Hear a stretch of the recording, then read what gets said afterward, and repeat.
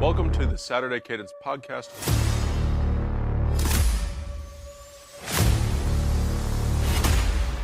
I'm Blake Biscardi, and remember, the Saturday Cadence Podcast is the heartbeat of college football. Oh, come, let's sing Ohio's praise. The Ohio State Buckeyes, national champions for the 9th time, welcome into a jubilant episode of Saturday Cadence. I am your host, Blake Biscardi, and we are going to react to what we saw in the national championship game as Ohio State took down Notre Dame 34-23 to cap an improbable postseason run in the first era of the 12-team playoff.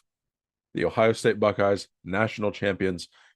How did they do it? What happened? This team, so I heard, was just left for dead after losing to Michigan just 6 weeks ago. And here they are, national champions for the 9th time. This is a special run. I don't know if we're ever going to see something like this again. And we saw this last year, how Michigan won the national championship. It was a veteran team. This year, Ohio State, those guys came back. This is the misnomer with the NIL with this roster, is that Ohio State went out and spent $20 million on external players and brought them in. That's wrong. They retained that roster, sure. Did they go get Caleb Downs? Did they go get Seth McLaughlin? Did they go get Quidshot Judkins? Yes, but those were to fill holes in the roster. They did not construct this entire roster out of NIL and transfer portal. Will Howard, the most notable transfer portal addition for the Buckeyes, and he was tremendous. He was the best quarterback in this college football playoff, and you see this team, how much it means to them, the culture of this team. Ryan Day speaks of it all the time. The culture is fight. We heard Emeka Egbuka say that his last day in the Scarlet and Gray will be on January 20th. It wasn't going to be in the Cotton Bowl. That was the internal team message, was one more game in these jerseys. We're fighting for one more game, and they did it one game at a time. That was what it was against Tennessee. They were fighting for one more game, which was Oregon. Then against Oregon, it was one more game against Texas. And against Texas, it was one more game, the final game, the ultimate game against Notre Dame in the national championship.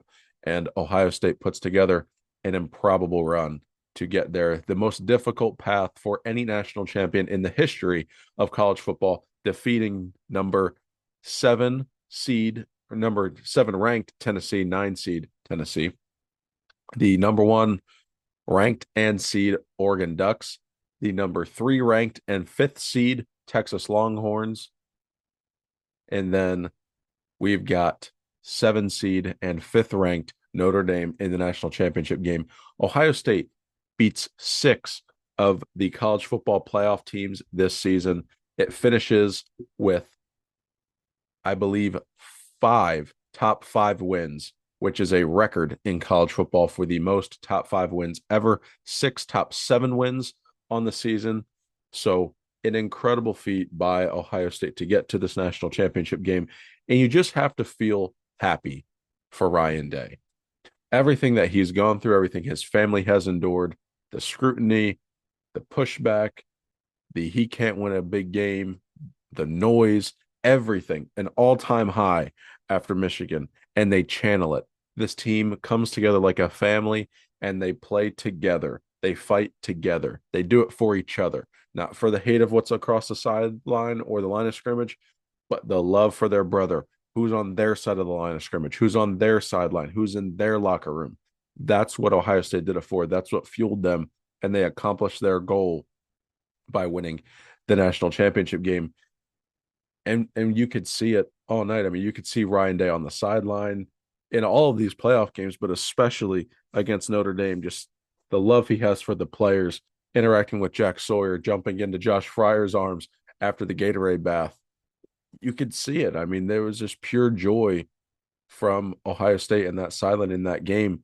And this was a game where Ohio State had to respond at a couple different times. This was not a walk in the park game. This is what we said. Notre Dame completely capable of winning the national championship. Now, did the game get out of hand for a point? Yes, it did. It was 31-7. But anyone who expected Notre Dame to just lay over and lose by a wide margin didn't watch Notre Dame. We told you that team is so well coached. They're so disciplined. They're so physical. Marcus Freeman has done a phenomenal job at Notre Dame. He has restored that program to championship caliber. And I do think at some point in his career, in his tenure in South Bend, that Notre Dame will host or hoist the gold trophy and win a national title. It just was not going to be on this night because it belonged to Ryan Day and the Buckeyes. But hats off to Notre Dame and what they accomplished this season. Riley Leonard, his pocket presence, we questioned, could he win the game with his arm? And he almost did. He threw for a personal record and season high 255 yards there, 2 touchdowns. He was phenomenal in the game, in the second half through the air, and in the first half, really on the first drive with his legs. He had to carry the ball 9 times. Now, some panic set in across Buckeye Nation. I was looking over and talking with some people. I was getting text messages after Notre Dame went right down the field with a 9-minute and 45-second, 18-play touchdown drive to open the national championship. That's the longest in championship game and CFP history. So in that moment, Notre Dame goes right down the field, and who was expecting that? But then you're like, well, Notre Dame's here to play. But you saw how they did it. Riley Leonard, 9 of the 18 plays carried the ball. That's not sustainable. That was the thing for me watching this game is, okay, every team comes out with a script. Number one, if you're the opposing team, you survive the script. That is what you want to do, is survive that script. But if you've watched, and a lot of defensive coordinators do this, but especially Jim Knowles, if you will watch Jim Knowles call a defense, he is very well known for calling a vanilla base defense on the first drive to feel you out, to see what you're going to do, to see how you want to attack. And then he's going to adjust and put something in place to stop whatever you're doing. And that's exactly what he did. He put the measures in place to stop what Notre Dame wanted to do. That was the quarterback run. So Notre Dame, they were shut down pretty much after that. And excuse me. Then the Buckeyes responded immediately with a 10-play drive, an 11-play drive. It's 14-7 right after that. Ohio State gets hit in the mouth. They respond immediately with a touchdown drive. And then they get a stop. Now Notre Dame self-inflicted wounds there with the penalties. Then Ohio State scores again. Notre Dame again has to punt. Ohio State right down the field, 3 for 3. Will Howard, I believe, started 12 for 12 in the game. Ohio State converted its first 7 third downs. Notre Dame did run a lot of that man coverage, but they did have to mix up some zone because it's just too hard. Will Howard was picking them apart, so they mixed in some more zone coverage in the second half, and it did affect the Buckeyes a little bit by slowing down the offense, but again, could not completely turn it away. Will Howard probably played one of his best games as a Buckeye, 17 of 21, 231 yards, 2 touchdowns. Those were his stats with his arm.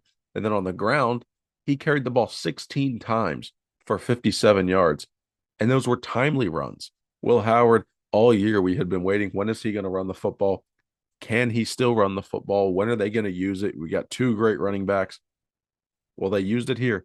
Timely downs, up the middle, quarterback draws, quarterback keepers, scrambling, extending the plays with his legs.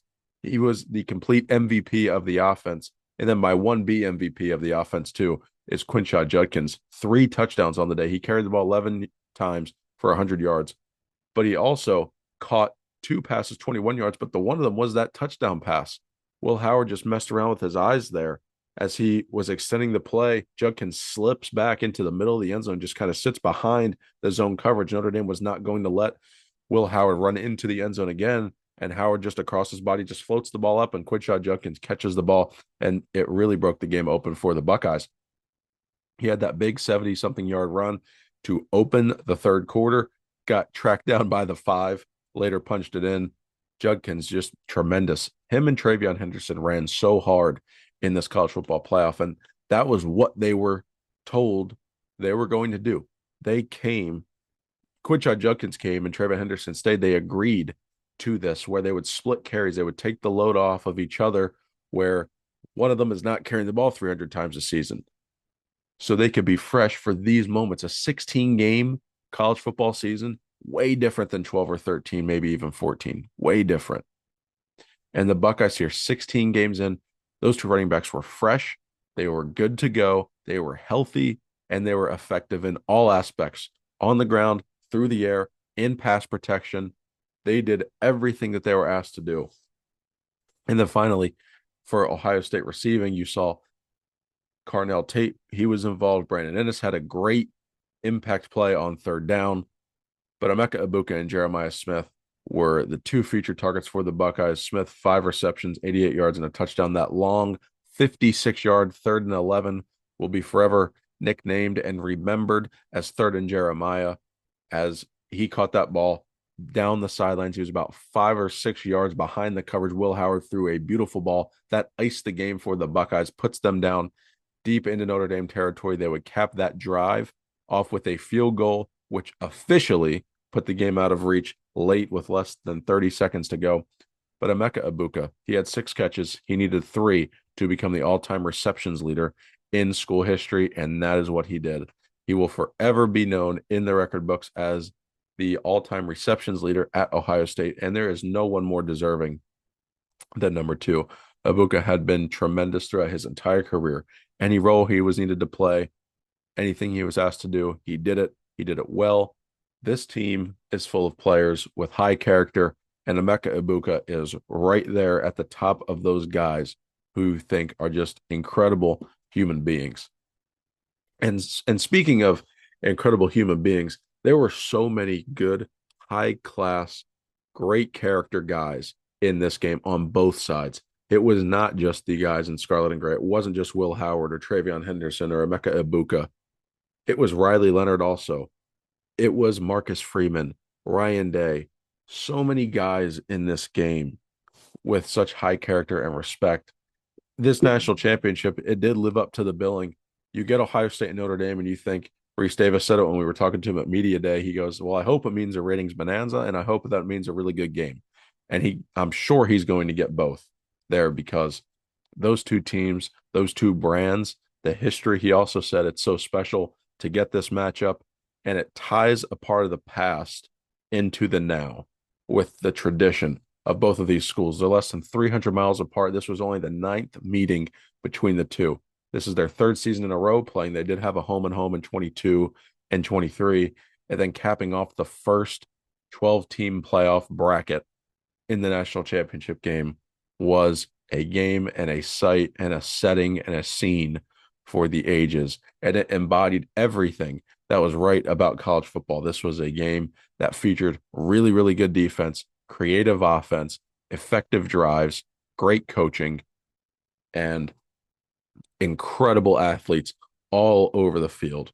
Ohio State is going to graduate and see a lot of that starting talent go to the NFL. Now, there's a lot of young talent behind on the Buckeyes team, but Notre Dame's going to return a lot of starters. They've got to figure out the quarterback position. Riley Leonard going to move on. Will it be Steve Angeli? Will they look to the portal to add a new player? We'll find out. But Notre Dame is not going to go anywhere. Do not write this team off. Do not shake this team off. Marcus Freeman has done a tremendous job, and we'll have the Irish back in the college football playoff next year and competing and contending for a national championship. You can book that one there. For Ohio State, man, you really, really just excited for Ryan Day and this group of seniors that they finally accomplish one of their goals and they go out the right way. Ryan Day has gotten so much grief and all of those things.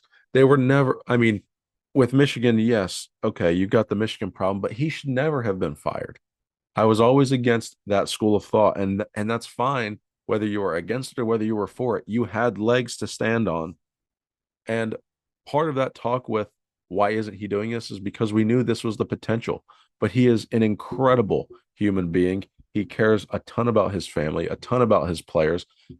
Those guys love playing for him. You can feel it being around them, talking to them, how they interact with him, how he interacts with them, how his family is intertwined.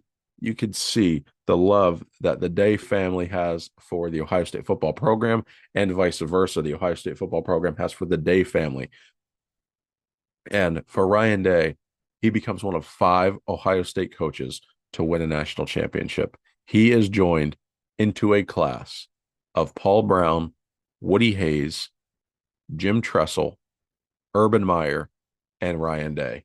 Those 5 coaches have won at least one national championship at Ohio State, and he is now in their company in his sixth season. His sixth season as a head coach wins a national championship. You can liken that to Kirby Smart. They had similar starts. They struggled against Michigan. Smart struggled against Alabama. But here they are in season number 6, winning the national championship game. They has the highest active win percentage of all coaches. He is 70-10 as a head coach, and there is more to come from the Buckeyes. There is a talented recruiting class coming in. That class is going to mature. Will they make some moves to the portal? Will they lose some guys to the portal? We'll see how this roster shakes out. Now, there is a 5-day window for both Ohio State and Notre Dame players to enter the portal. So we'll see if any late additions go into there now that the season has officially concluded. But how this roster makes up for the Buckeyes next year, it's still going to be a really talented team. They're just going to be young. That's all it is. They open with Texas week 1, and that is going to be a talented team in Columbus again next year. It's not going to be that how it was in Ann Arbor there, where you win the national championship and you lose 45 players in your program and you end up going 7-5 or 8-4. No, this Ohio State team is good. They are going to be set. They've got key pieces everywhere, and they probably have the 2 best players in the country in Jeremiah Smith, wide receiver, for the offense, and Caleb Downs, the safety on defense.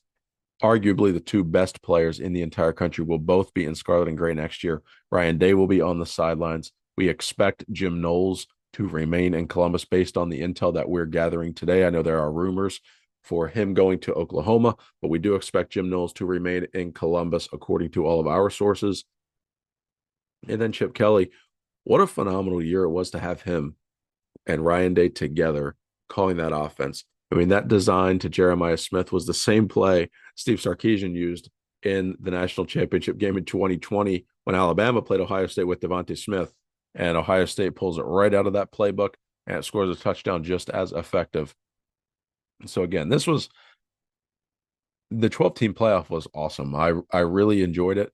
It gives opportunity for those teams, and whether that was Ohio State or it was a team like Notre Dame or it was somebody like Oregon or Texas, there's opportunity for all those teams to get in and have a shot at the national title, and you've got to go earn it on the field. That's exactly what the Buckeyes did. It's exactly what Notre Dame did. Someone had to lose that game, and someone was going to earn it to win it, and Ohio State did just that. Rewriting history as national champions, Ohio State, for the 9th time, wins the national championship game. So, last thing that I want to say, there are 2 plays from this college football playoff that are going to live in Buckeye lore and college football lore forever. And that is going to be Jack Sawyer's strip sack, scoop and score against Texas. Again, is it a great play? Absolutely it was. It was in the Cotton Bowl. And I was talking about this. It was like, well, what happens if you lose the national championship after you just won the Cotton Bowl and you just won the Rose Bowl and you just won a home playoff game? Or in Notre Dame's case, you just won the Orange Bowl, or you just won the Sugar Bowl, or you just won a game at home. Yeah, you still have those wins, but how do those great plays or great moments get remembered? Because those are massive venues. Those are humongous games. They are playoff games. But college football, so much weight is placed on the national championship now with this playoff era that the bowl games take a little bit of a different meaning.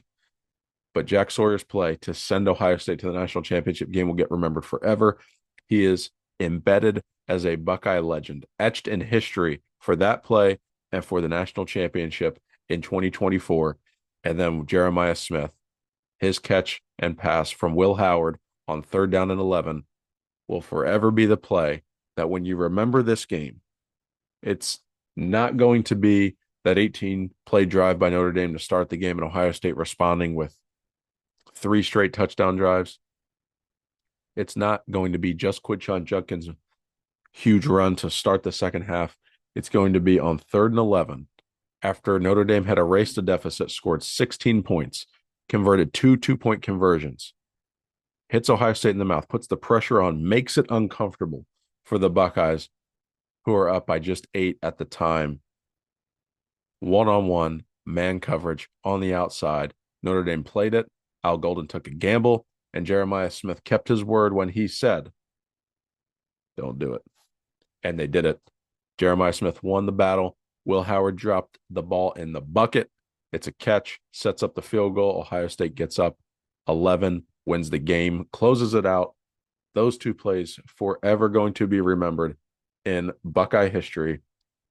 So congratulations to Ryan Day, who is a national championship winning head coach. Congratulations to the Ohio State Buckeyes for winning. We're going to continue to have coverage all week on this national championship for Ohio State on the website, tsilverbulletin.com. We've had a lot of pieces go out today. I had one this morning. David had one. The rest of the team's getting some content out there. And we're going to have another episode to follow up and go through this run, how Ohio State got there, what it took. We're going to walk through that playoff run over the last couple of weeks, go through those games, and tell the story of this national championship for Ohio State. So thank you for listening to today's episode. Make sure you like and subscribe to the channel. Those have been going crazy since this playoff run. Let's continue that momentum. The views on the socials have been going great. Continue to pump those. We appreciate you listening. We will see you next time. For all of our team here, thank you for listening to our coverage all season. We will continue to have more over the coming days. We will see you next time. God bless.